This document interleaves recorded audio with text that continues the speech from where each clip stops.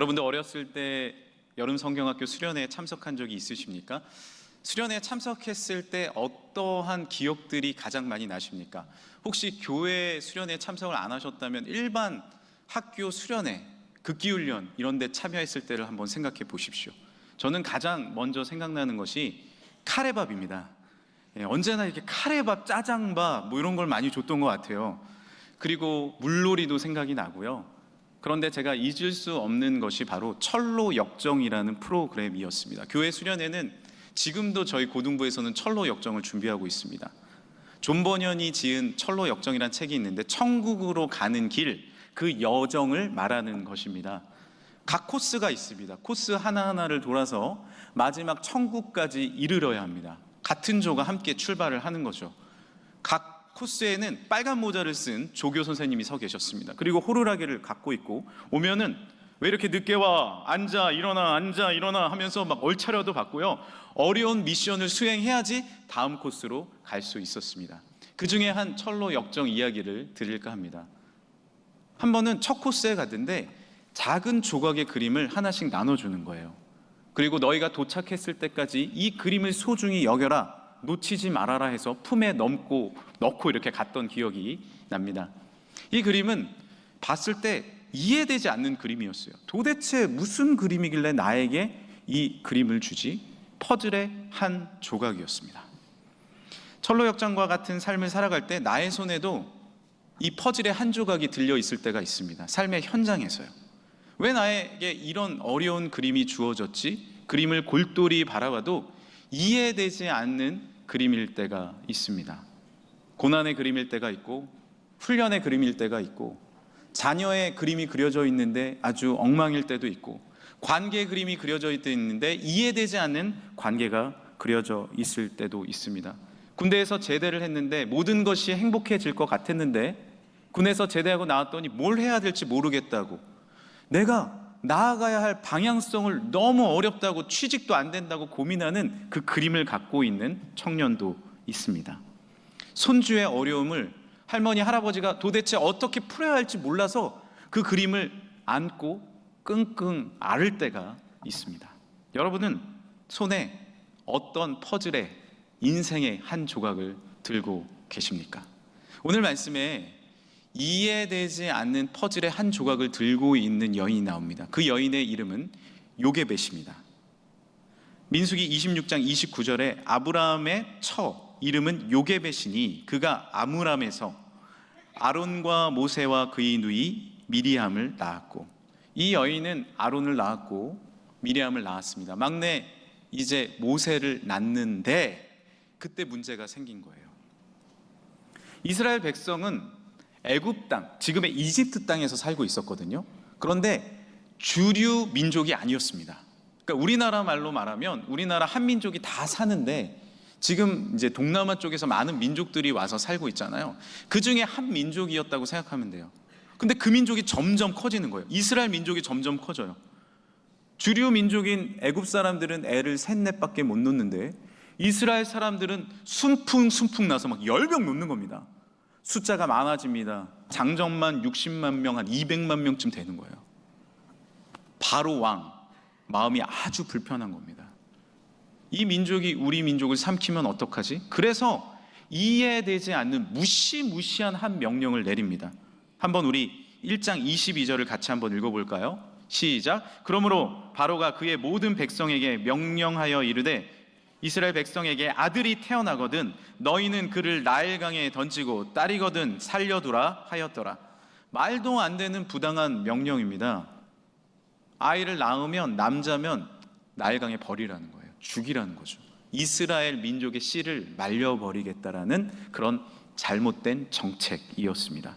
바로 이러한 시기에 하필이면 이때 요게벳이 아이를 임신하고 있었어요. 지금이면 산부인과에서 아들입니다, 딸입니다 알려주지만 알지 못하는 그 상황 가운데 어떤 생각을 했을까요? 왜 이때 내가 임신을 했지? 그리고 왜 이때 출산을 해야 하지? 그리고 내 속에 있는 자녀는 아들이어야 돼요, 딸이어야 돼요? 딸이어야 됩니다. 아이를 낳았습니다. 아들이에요. 이름도 짓지 못했어요. 그때는 이런 생각을 했겠죠. 왜 하필 아들일까요? 이 원망과 아픔의 마음이 화살과 같이 나를 찌르기 시작했습니다. 우리 삶에도 이러한 상황이 주어질 때가 있죠. 우리 교인분 중에도 이 사업을 시작했는데 건강 사업을 시작하셨어요. 근데 어르신들을 많이 상대해야 되니까 요양원 건물의 그 아래층에 건강 사업을 시작했습니다. 그런데 코로나가 터진 거예요. 그때 제일 문제가 됐던 곳이 어디예요? 요양원이었습니다. 건물이 셧다운된 거예요. 아무 사업도 할 수 없었습니다. 어려운 퍼즐 이 한 조각이 이해되십니까? CCM 가수를 하겠다고 한 여학생이 3년 동안 열심히 노래 연습을 했어요. 그리고 시험 전날이 됐습니다. 실용음악을 그렇게 노력을 했는데 시험 전날 목감기가 심하게 들린 거예요. 시험장에 가서 약 먹고 불렀는데 아무 소리도 나오지 않아요. 이 삶의 가슴 아픈 한 조각이 이해되십니까?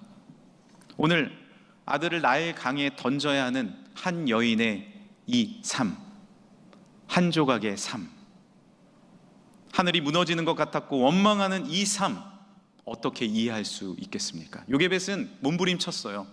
이 아들을 버릴 수가 없었어요. 그래서 어떻게 했냐면 출애굽기 2장 2절입니다. 그 여자가 임신하여 아들을 낳으니 그가 잘생긴 것을 보고 석 달 동안 그를 숨겼으나 더 숨길 수 없게 되매. 애가 태어났는데 못생겼으면 모르겠어요. 태어났는데 응애 여기 잘생겼다라고 하는 건 토브라고 해서 아주 좋아 보였다, 준수해 보였다라는 뜻이에요. 사실 내 아이를 태어났는데 잘생기고 못생기고가 중요한 거 아니죠.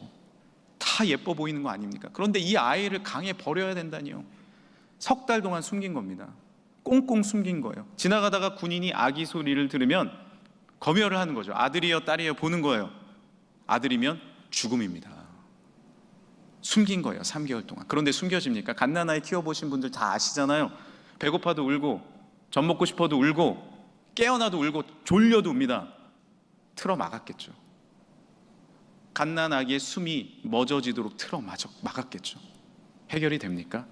이제 방법이 없습니다. 이 아들 때문에 온 집안이 처형을 당하거나 칼에 찔려 죽을 수 있는 아들의 모습을 상상하니 견딜 수가 없어서 내린 결정이 나일강에 던지는 것이 아니라 띄어 보내기로 결정을 합니다. 갈대를 모읍니다. 눈물로 모아요. 그리고 역청을 발라요. 거기에 나무 지인을 칠합니다. 아이가 누울 곳을 마련했어요. 나일강에 떠내 보내야 되는데 도저히 보낼 수가 없죠. 이 내용을 노래로 만든 곡이 있어요.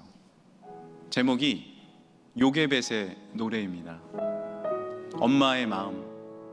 이제 내 힘으로는 어떻게 감당할 수 없어서 하나님께 다 맡겨버리는 엄마의 마음, 부모의 마음이 담겨져 있어요. 작은 갈대 상자, 물이 새지 않도록 역청과 나무진을 칠하네. 어떤 마음이었을까? 그녀의 두 눈엔 눈물이 흐르고 흘러.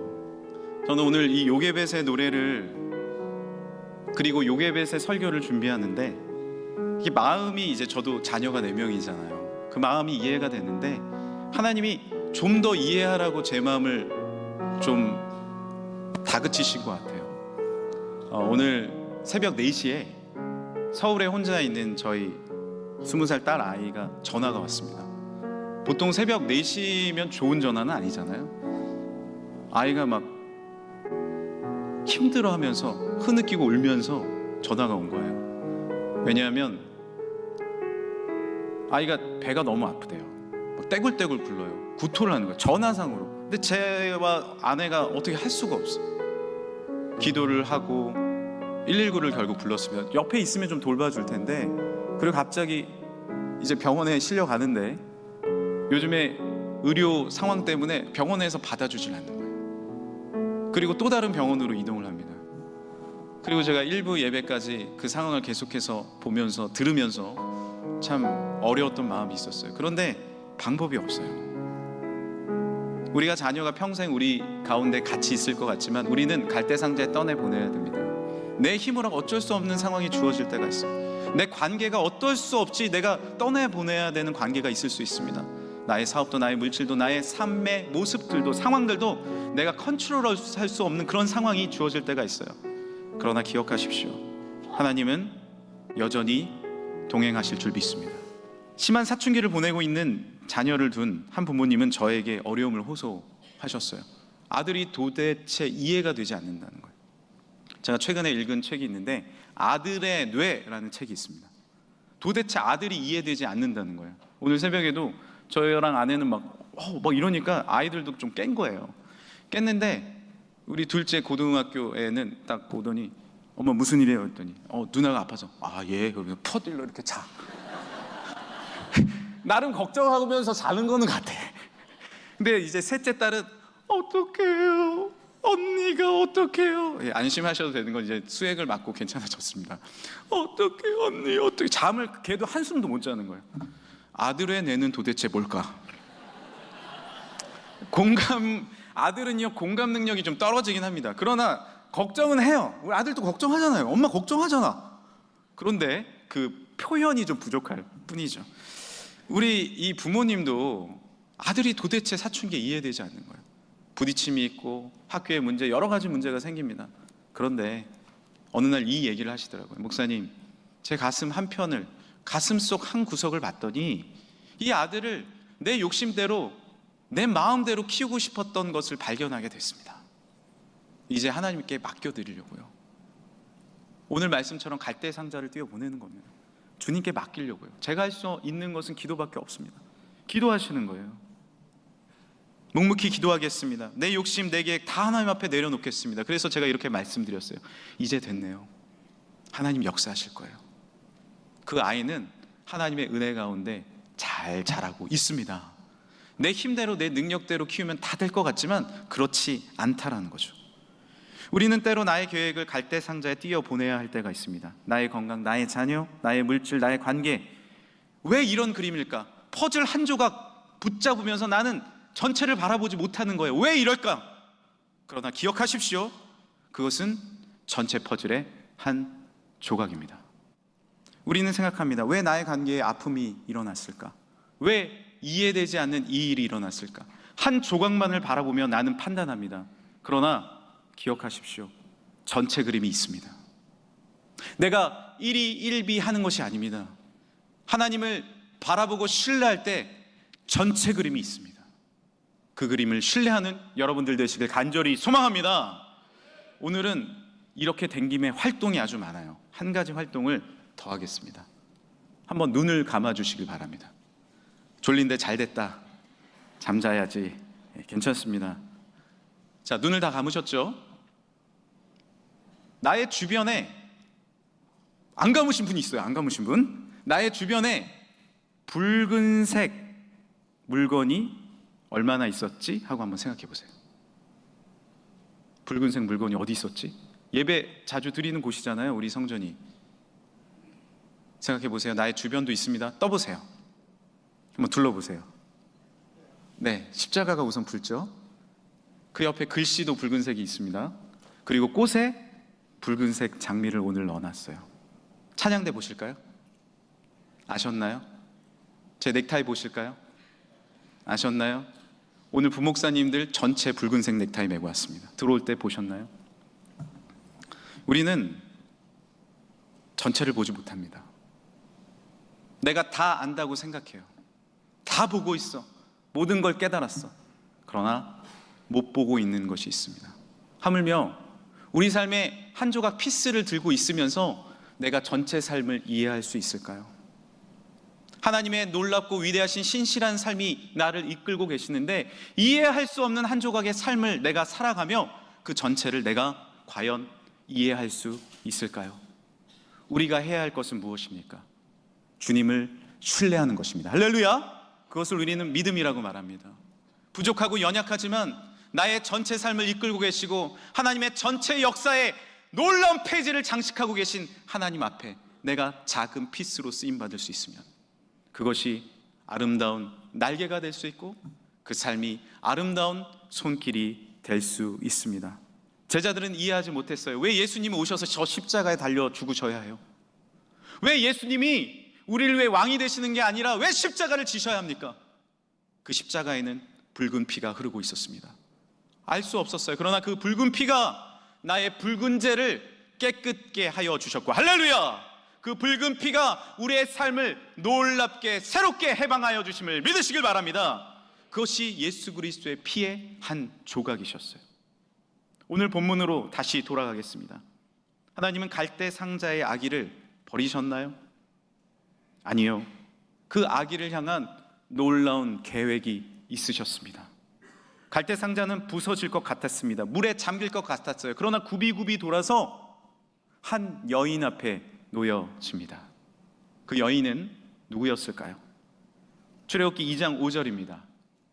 바로의 딸이 목욕하러 나일강으로 내려오고 시녀들은 나일 강가를 거닐 때 그가 갈대 사이의 상자를 보고 시녀를 보내어 가져다가 열고 그 아기를 보니 아기가 우는지라 그가 그를 불쌍히 여겨 이르되 이는 히브리 사람의 아기로다. 누구 앞으로 간 거예요? 그 갈대 상자가. 놀랍게도 바로의 딸, 그 말도 안 되는 명령을 내린 그 왕의 딸 앞으로 간 겁니다. 바구니를 열어보니 히브리인, 즉 이스라엘 아기가, 남자 아이가 담겨져 있었어요. 어떻게 해야 돼요? 아버지의 명령에 따르면 바로 던져버리면 돼요. 그런데 마음에 불쌍한 마음이 주어진 거예요. 이 아기 어떻게, 너무 안 됐다. 유일하게 살아남을 수 있는 왕의 가족에게로 그 아기가 떠내려간 것입니다. 우리는 왜 일이 일어났는지 모릅니다. 그러나 하나님은 이스라엘의 미래를 보고 계셨어요. 박해받고 힘들고 눌려있는 이 이스라엘 백성들의 출애굽을 바라보고 계셨습니다. 그 아기는 양자가 되어서 이집트 왕자가 되었고요, 후에 200만 명의 이스라엘 백성을 데리고 출애굽하는 놀라운 리더가 되는 것입니다. 더 놀라운 사실은 뭔지 아십니까? 바로 당시 왕비는 아기를 직접 키우지 않았어요. 유모를 통해 키웠죠. 왕비가 뭐 직접 키우겠습니까? 공주가? 유모를 뽑아야 되는데 누가 유모로 뽑혔을까요? 출애굽기 2장 9절입니다. 바로의 딸이 그에게 이르되 같이요 이 아기를 데려다가 나를 위하여 젖을 먹이라. 내가 그 삭슬 주리라. 여인이 아기를 데려다가 젖을 먹이더니. 누가 유모가 된 거예요?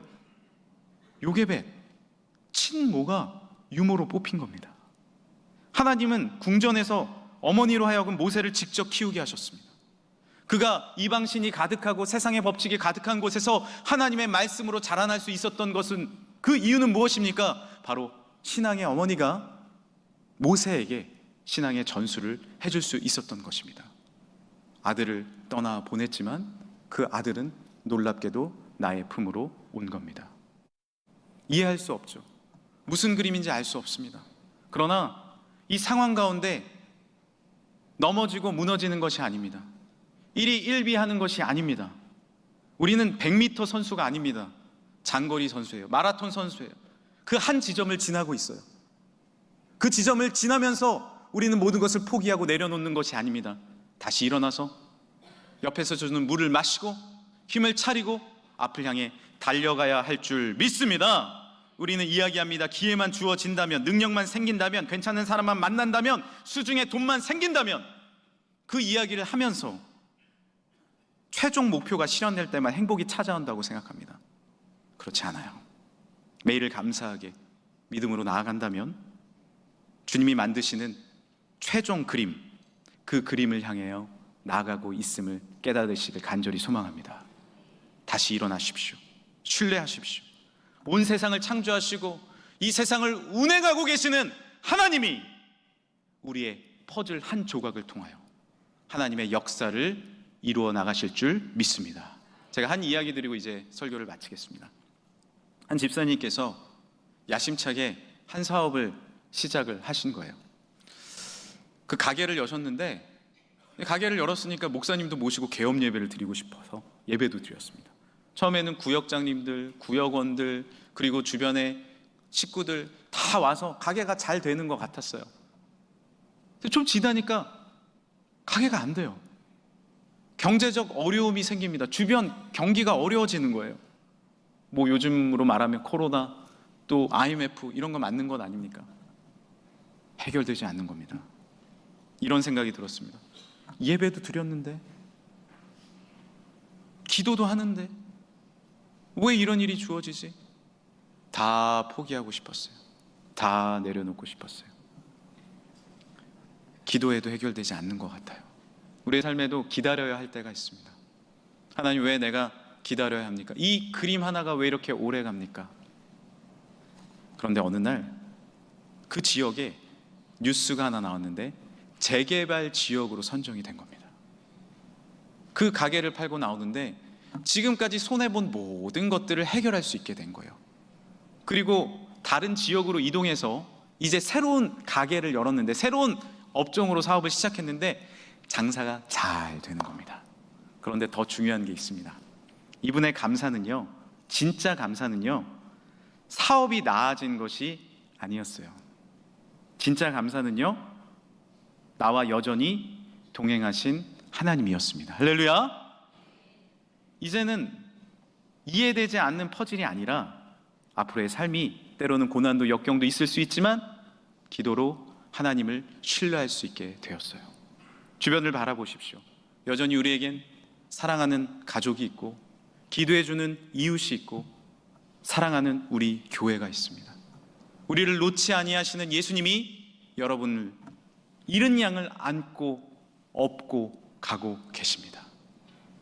그 선명한 모래 위의 발자국, 예수 그리스도의 발자국을 바라보시고 믿음으로 주님을 신뢰하시면서 오늘도 한 조각으로 넘어지는 것이 아니라 전체 그림, 아직 선명하게 보이진 않지만 놀랍게 창조주 하나님이 역사하시는 전체 그림을 바라보면서 믿음의 걸음을 걷는 사랑하는 성도들 되시기를 간절히 소망합니다.